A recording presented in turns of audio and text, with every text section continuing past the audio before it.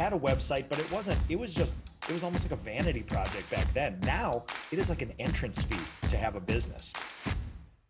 Good. Hey, I wanted to let you know that the Google guarantee, the Google ads, man, I'm getting 12 to 16 calls a week. My goal is at least do 10 to 15 more years, grow it up, sell it for 40, 50 million, maybe more.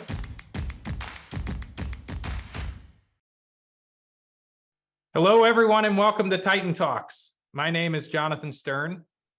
I'm an engineer at Topline Pro, but once a week, I have the honor of sitting down with successful home service entrepreneurs to discuss their journeys to success. Today is June 21st, 2023, and my guest is Shawn Perillo. Shawn is the owner and operator of Perillo Property Maintenance, a residential and commercial maintenance company located in Hopewell Junction, New York, about 75 miles north of New York City. The company offers a wide variety of services, from weekly lawn maintenance and shrub trimming to deer repellent spray and mosquito control. Shawn, thanks so much for taking the time, and welcome to Titan Talks. Oh, absolutely. Thanks for having me. I appreciate it. To kick things off, would love to hear about how you got started. Perhaps you could give us an origin story of the business. Oh, of course. Yeah, because everyone's got a starting point. Yeah, so, basically, long story short, the whole landscaping aspect started about, for me, I started when I was 13, mowing and all that kind of stuff. So I've been mowing and doing this line of work ever since I was 13 in the summertime. And I ended up working for a couple companies that did mortgage brokers on houses that they needed maintenance. It was for foreclosed homes. So I did that for the longest time, did their groundskeeping, so to speak, and it kind of just died down. So I diversified, and I said, well, I have all the equipment. Why don't I start, a landscaping company? And at the time where I'm located, it wasn't as populated as it is now. So it was like the thing to do. Sure.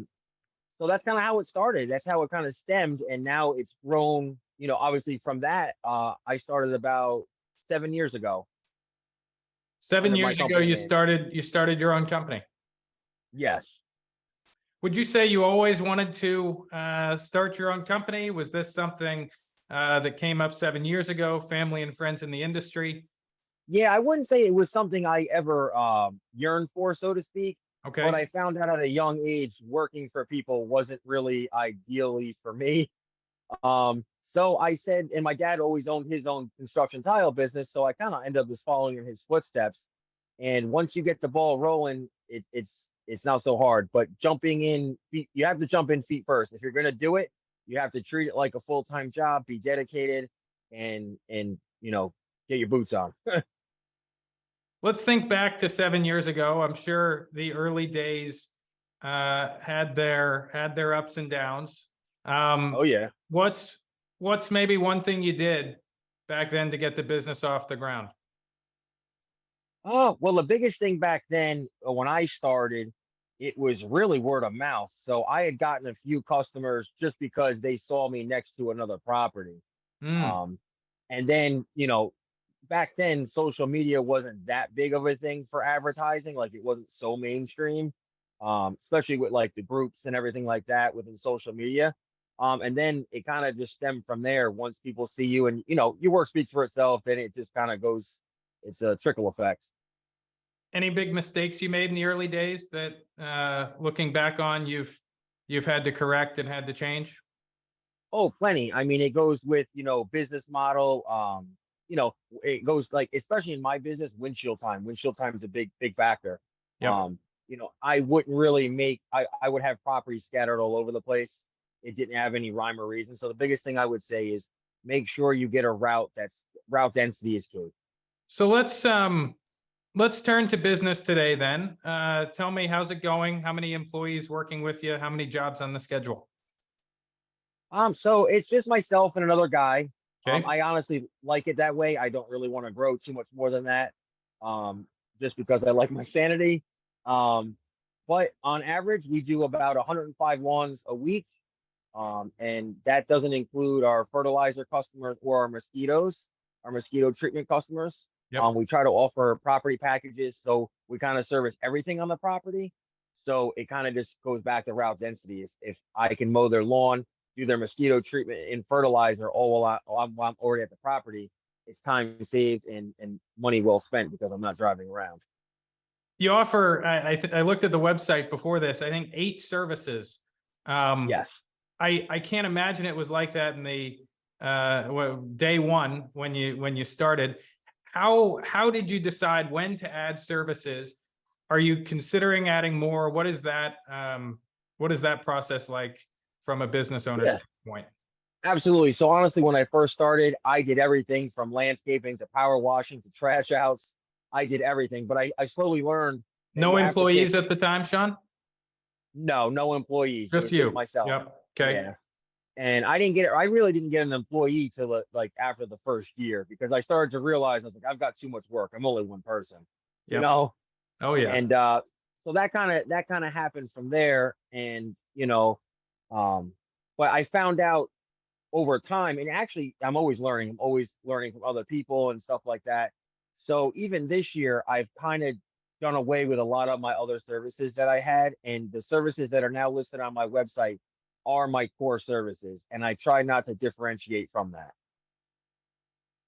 How many jobs on the schedule? And you said word of mouth was critical in the early days. What's your process for getting jobs these days? Well, now everything's a lot different. So social media is big, but you guys have honestly been a key asset as far as the website building. Honestly speaking, I've had other websites, they've done no traffic. Really? Yeah, I had no traffic, and I signed up with you guys. I think I've been with you going on. This is my 3rd season now. Wow. And it's just fantastic because the way the websites, outline, the way you guys communicate. I can communicate with my rep Nick. He makes adjustments on the fly. And it really makes a big difference on how you guys have the estimate form. And the website overall just looks professional. So it gives a great appearance to the consumer looking for a professional service to get, service their property. It just looks great overall. And it makes it easier for the customers. This way here, they don't have to pick up the phone. They fill out the form and bang, it's done. So the text goes straight to your phone. Is that right? Customer fills out the lead form and then boom, it hits your phone as soon as they press submit. That's correct. And then I have separate lines too. So I have a work phone just for the, the business. So, and it's answered by, I have an office bill. So, that's all handled, that way. So as soon as that phone goes off, it gets the text gets answered immediately within 5 or 10 minutes. Got it. And terrific. I'm sure the homeowner loves the quick turnaround time there. Absolutely. Yeah. I mean, that's key. I mean, especially in any service business, if you don't have a fast turnaround time with, lead generation, you're going to lose it. You'll lose it in the first 10 minutes because they'll call somebody else. Yep. Question about how your lead sourcing has changed over the years. You said in the beginning it was a lot of word of mouth. Yes. What do you estimate the breakdown is these days in terms of leads that you get from the website versus word of mouth versus social media? How important is your online presence just as a proportion of overall business? Yeah, I mean, honestly, my online presence with the website and social media, I would say honestly makes up about 85%. Wow. 85%. Yeah, because a lot of people don't trust because there's so many service providers in the area. A lot of people go on and want to look at the reviews. And that's another thing that your website offers. It offers to view Facebook and the Google reviews right on the page. So that's a game changer too. So customers can see the highlights of your business. So 85%, and then the early days, it was 0%. Is that right? Correct. Yeah. All word of mouth. That's correct. All word of mouth. When did you get on Facebook and Google? I'm curious. Google, I probably only did 4 years ago, honestly speaking. Facebook, that was probably like the 3rd year in business. And back then I didn't even push it like I do now. Now I manage it every morning. I'm on it. I post all in the groups that I'm in. I'm always making new ads, marketing ads. So I do something different every other day. Just to give, we have a lot of home service professionals listening to this, yes, who are in the early days of their own journeys. Some thinking about whether to start out on their own, some trying to figure out the early days of their new business. Oh yeah. What sort of impact to revenue did getting online have for your business? You said Facebook 3 years in, Google 4 years in, the website a year and a half ago. How, if you're open to disclosing, how big an impact on revenue, or even in terms of jobs, has the Yes. website made? No, absolutely. Yeah, no, I mean, I want to help people, so I'm transparent. I mean, I'm going to be honest. It doubled. My Wow. income doubled from the social media because because you can showcase your work. So people who don't see your stuff, you can showcase it right online. And Google obviously holds value. So if you're on a Google My Business page and it's validated, it holds value. So people look at that. What do you think is the biggest thing holding certain people back? I mean, some people just have reservations about getting online. They've got word of mouth. They have a pretty good pipeline of leads, but at some point the word of mouth runs out, right? The leads run It out. does, and that's what I found out. What would you say to someone though who has reservations about getting online? Well, I would say the proof is in the pudding, honestly. Yeah. I mean, so the lead generation that you're going to get with a website company like yours, where there's an actual backing and not just a made website thrown at you and done. You guys make it, and then you back us 100% every step of the way, whether it's changes, whether there's updates, whatever the case may be. Because I'm always changing my website. I just took off a whole bunch of stuff, and Wow. you guys in the team are always fantastic. So that's a big key too. So I think if someone's going to go for a website, it's got to be a company like yours that has the backing. Because you can hire somebody, but if you don't have a good backing after it's done, then the website kind of just fails out within the first season. Let's turn to business and business metrics a bit. Tell me, what are the most important things you keep track of as you're looking to continue to grow this year and years to come? Well, we always look at our year-to-date changes. So because our work period's so short here in New York, it's only from April to like the second week in November, and then we Wow. transition to snow. But if it doesn't snow, we don't make. You're not getting paid. You're not getting paid. That's right. Yep. Unless you have commercial parking lots. Gratefully we do have. So but yeah, I mean, so our time period to make money is only April to November. So you really do have to hustle and Gosh, really that's buckle down. 7 months. 7 months. Yeah, that's a tiny window. Yeah, I mean, luckily, like I said, the social media and everything has made it to where going back to the numbers. I mean, we're six figures. Where when we first started, it was just that wasn't even in the pipeline. You know what I mean? And it's just amazing what the good service can do. And obviously, you got to have good work ethic and you got to do quality work, because let's face it, anybody can go out and say they do X amount of work or whatever the case may be, but it may not be quality. So you have to make yourself different from everyone. Let's talk about those winter months a bit more. Let's say the weather doesn't cooperate. What do you do? Well, I have other side businesses that I'm into. Okay. So I have side income of other side businesses. So that I kind of diversify. I don't keep all my eggs in one basket. Great. And also I'm not afraid to go work for someone if need be. You know what I mean? Sure. Yeah. So the weather really, yeah. Oh yeah, it has a big impact. I mean, even mowing. This week we're looking at 5 days of rain, but I can't even be mad because it's so dry here that if we don't get this rain by the middle of July, it's going to be toast. How many weeks are you booked out for, Shawn? As far as what, mowing? Mowing, yeah. Well, the mowing we're already, so we took on all our accounts, so we're at max capacity at like 105, but I have like 13. I have a 13-acre estate. I've got some massive properties. So wow. I mean, we work until the end of like October mowing. So like the 4th week of October, we start our leaf cleanups too. So if I moved up to New York, I likely wouldn't be able to get in with you guys till next year, 2024. Correct. Yes. Yeah. Yes.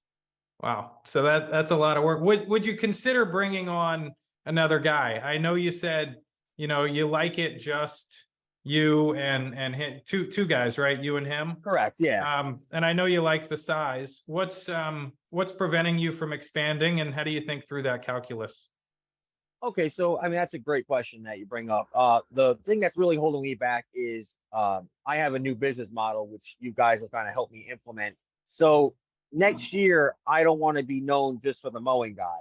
So next year what I'm going to do is offer people property packages. So I'm going to give them a bundle deal. You can pick any 4 services, you can mix and match, Wow. and you'll save 20% off the entire season. I want to give people incentive to sign up for more than one thing. So that's kind of my game plan next year. So things are going to be different. So in essence, it's less properties, but more work on those said properties, and to double my income. Man, well, actually triple. And so you said four services that each customer is signing up for in the package. Are you going to do Correct. each of those services at one time, or are you going to come back to the property if you Some of didn't? them are, yeah, some of them are different. So if they go with the fertilizer mosquito package too, so mosquitoes we treat every 3 weeks, fertilizer we do every 4 to 6 Great. weeks. So it is different, but as a whole, I want to get them signed up. And that's kind of the biggest thing of holding me back from what you said is getting a third guy, is because when you just rely on lawns, when those lawns start burning, you got to feed your guys. And if there's no work, it's kind of difficult for a small business as myself to pay guys when they're not working.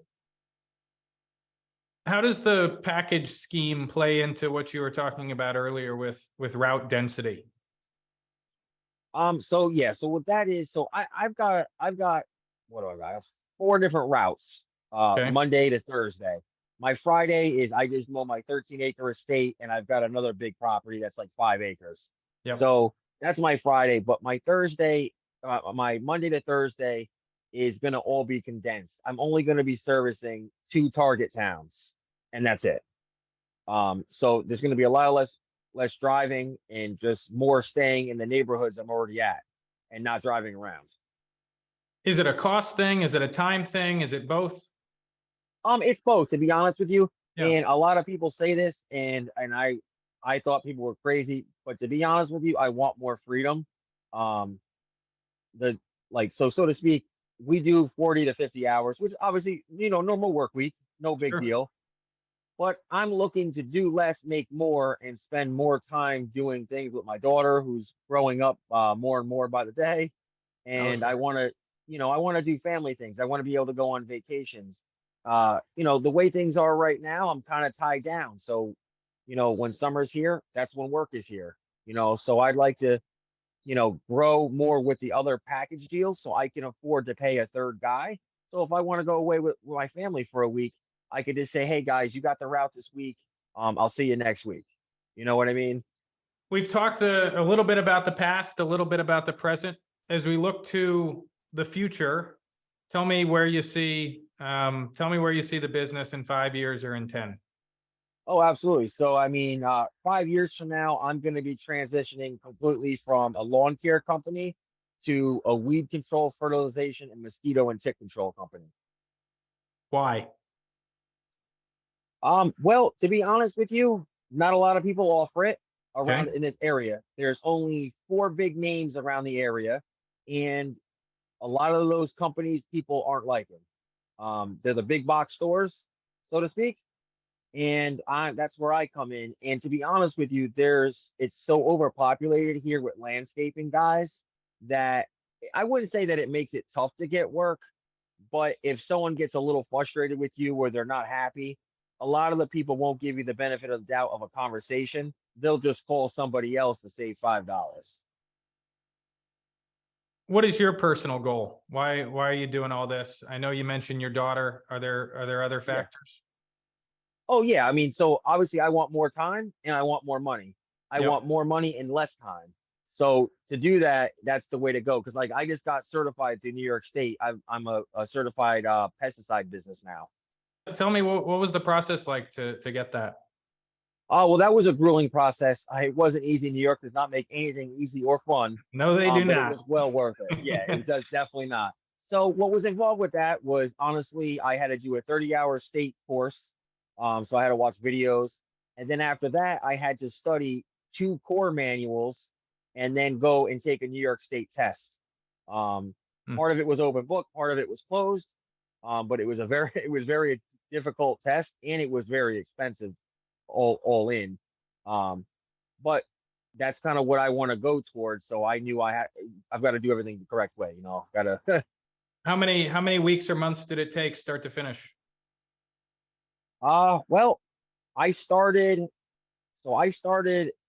at the end of October because I came back from the Equip Expo in Kentucky. And then after that, I went full force. And then I kind of slacked off because I went up to my cabin upstate. And then I had to get back to it and kind of discipline myself. So I would say October to, I mean, probably March of this year, because I wanted to make sure I was ready. And then because I delayed it, I couldn't get my a seat scheduled for the test because I took my time. I didn't know it was like that. So then when I wanted to go take my test, all the classes were booked up because everyone wanted to be licensed for the season. I didn't think of that, so that's something that was a learning curve. So all in 5-6 months, I'd say, to start to finish once you really got into it. Correct. I mean, I'm going to be honest. If you're really disciplined, and I should have been, I could have probably had it done in 3 months. But I'm glad I did it the way I did because I took my time. I absorbed the information, and I passed. So that's the upside. Shawn, at Titan Talks, we like to close with a rapid fire round. You ready?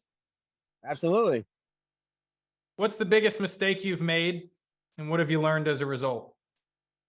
Oh wow. Okay. So the biggest mistake I've made is not have people signing on the dotted line or accepting an estimate and just taking their word to do a job, and then doing said job and they don't like the scope of work, and then they say they're not paying. How do you deal with that? Well, how I deal with that now is I have a CRM software. So I send them an estimate. It has photos, drawings, all the verbiage, the prices, and all the breakdowns. And if my customers don't hit accept, I will not put the job on the schedule. And when they hit accept, does that lock them into paying at the end of it? How does that work? It does. So it locks them in automatically for the job to be scheduled. And then if it's a landscape install, anything over $1,000, I take 50% up front. And then the remaining 50 when the job's completely, complete and the customer does the walkthrough and signs off. What's the biggest challenge, and how are you addressing that challenge these days? Okay, so the biggest challenge in this industry is finding good help. So how I'm working on that is obviously I'm being a little more, I would say, maybe not more, but less picky of who I hire. And not wanting like a million years of experience. I just got a new guy. He only had a year of experience, but he's like the best guy I've had in a long time. So that's how I deal with that. Let's go all the way back. What has been the most surprising thing about starting and running your own business? The most surprising thing is how many customers want something for free because they say, hey, you're already on the property. And I say to them, well, ma'am, sir, time is money. And the longer I'm here, the more it's going to cost.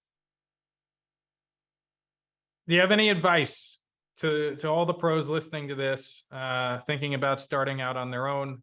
If you had to offer one piece of advice, what would it be? Oh, that's a tough one because there's so many. I mean, I'll give you two, Shawn. I'll give you two. All right. I would say the best piece of advice is obviously quality work. Quality supersedes everything. If you're doing quality work, then that goes a long way. So quality for sure. And also the number 2 thing is when you're first starting, don't get caught up on social media thinking that you have to have all this fancy equipment starting out. That's the biggest misconception people have. I didn't have the fanciest equipment when I started.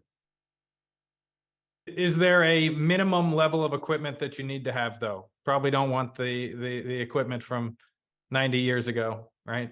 No. And I mean, you don't want something like from Home Depot or Lowe's, but at the same time, when you're first starting, you don't want to go get a loan on a lawnmower for $20,000 and you have 5 lawns, when I first started, I started out with a 48-inch walk behind that I paid $500 for. It wasn't even running. I got it running. Where'd you go to get that? It was actually back then it was Craigslist. That was the Craigslist. thing back then. And Oh, I got sure. on Craigslist. Craigslist Yeah. is still around. I don't know if it's the thing to use, but it's still around. No, it's not. It's marketplace is the thing nowadays. But that's how I came across it. The guy told me it wasn't running. I'm a small engine mechanic, so I was like, well, I'll get it running. And I kept that thing for a year. And then I said to my wife, I was like, I got to get something different. I got, too many lawns. And that's another thing. That goes back to, what kind of demographic of lawns you're servicing. So if you're servicing acre properties, you need at least a 52-inch lawnmower, at least. A 48-inch walk behind, you'll be there. You'll be out there forever. You can do it, but you'll be there forever. 52-inch lawnmower. And you said these days the place to go is Marketplace. Is that Facebook Marketplace? Yeah. So Facebook Marketplace, for used equipment, you got to be careful like anything else that you buy on there, because sometimes it can be greased up, oiled up, and look all shiny and new. And then if you don't know what you're looking for, it can have a lot of problems. To close, Shawn, tell us, what is your proudest moment since starting the business 7 years ago? Well, one of the proudest moments that I can honestly say is that my family's very proud of me, and my daughter thinks what I do is amazing. So that makes everything worthwhile when she looks up to me, because, she respects me and really enjoys what I do. Beautiful. Shawn, thank you so much for coming on Titan Talks. It was so good to meet you. I know our listeners are just going to love this one. So thank you. Oh, absolutely. It was a pleasure. Thank you so much.